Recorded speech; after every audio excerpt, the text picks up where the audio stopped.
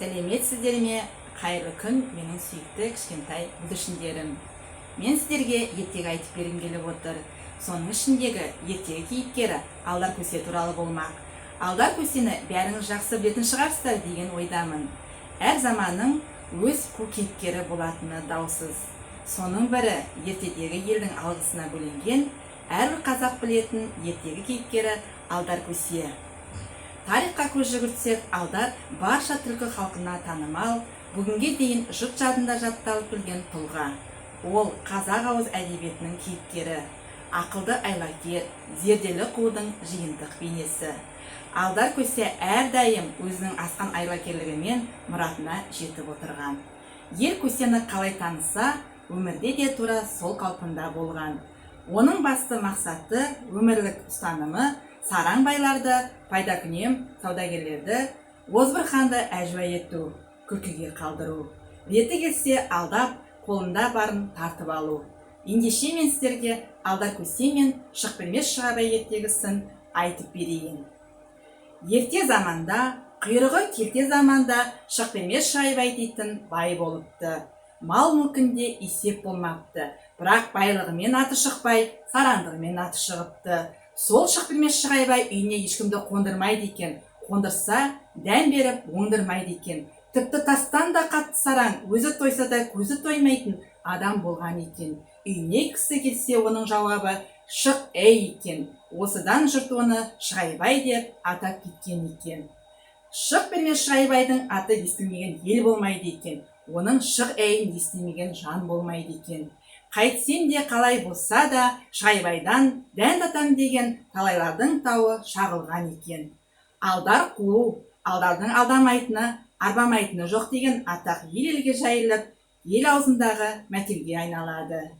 Әй, алдарың қанша қу болса да Шықбермес Шығайбайды алдай алмас дейді жұрт. Осы сөз Алдарға жетеді. Шықбермес Шығайбайдың атын Алдар да естиді. Шықбермес Шығайбайды мырза бай етпесем, Алдар деген атын құрсын деп, Алдар атына мініп, Шықбермес Шығайбайдың елі қайдасың деп іздеп кетеді. Күн түн жүреді. Ақырында елден іргесін аулақ салған ен далада жалғыз үй отырған Шығайбайдың үйіне келеді. Не істеп отыр екен бұл қу деп атын алысқа тұсап, өзі білдірмей келіп жабықтан сығалайды.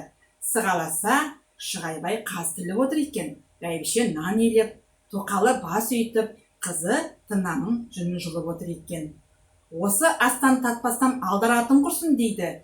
Кеш жарық деп жылмаң етіп үйге кіріп келеді.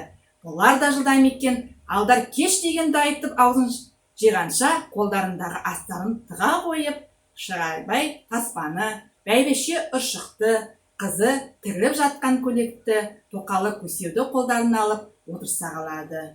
Түк білмегенсіп қолдарындағы істермен айналысып, жайбарақат бола қалады.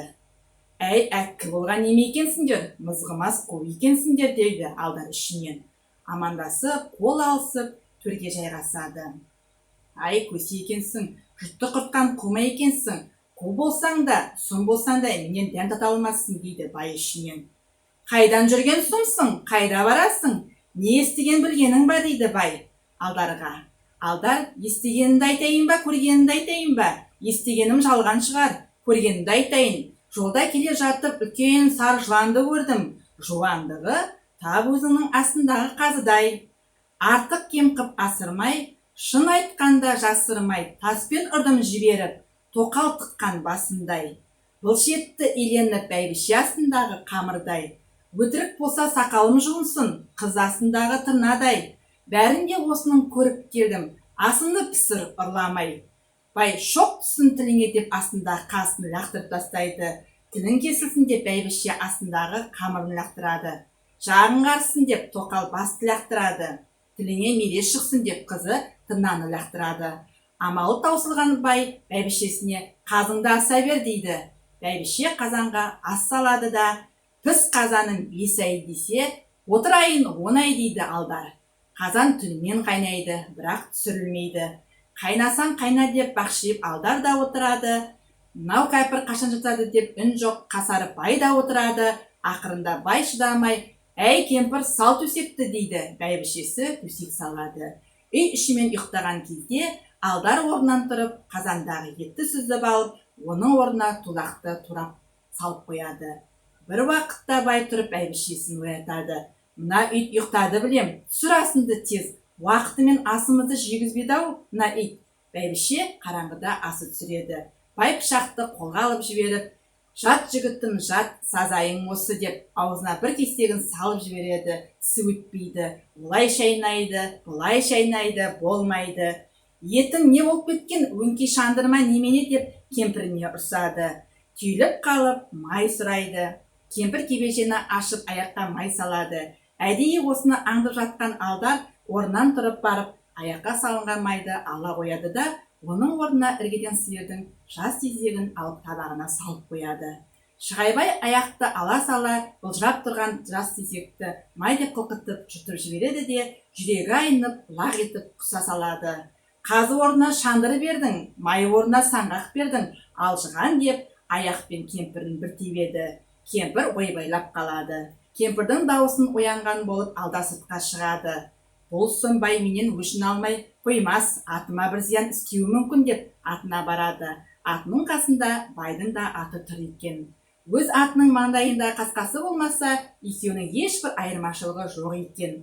Менің атыма деп ойлаған қастығы болса, өзіне болсын деп, өз атының қасқасына жас тезек жағып жоғалтады да, бай атының маңдайына бор жағып, қасқа тықылып қояды. Сөйтті де орнына келіп жатып ұйықтап қалады. Етті майды жеп қойған Алдар екен, оның жұрттан асқан бір қу екен бай біледі. Біледі де ішін ыза кернеп, тұра тұр бәлем дейді. Алдар ұйықтады-ау деген кезде сыртқа шығып, Алдардың аты екен деп, өз атын жарып тастайды.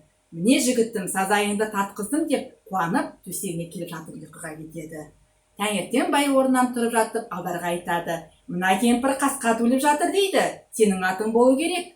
Қазыққа оралып жарылып қалған, сорлатынды бақпай қазан бағып жүрген не қылған адамсың деп, қарқ-қарқ күледі.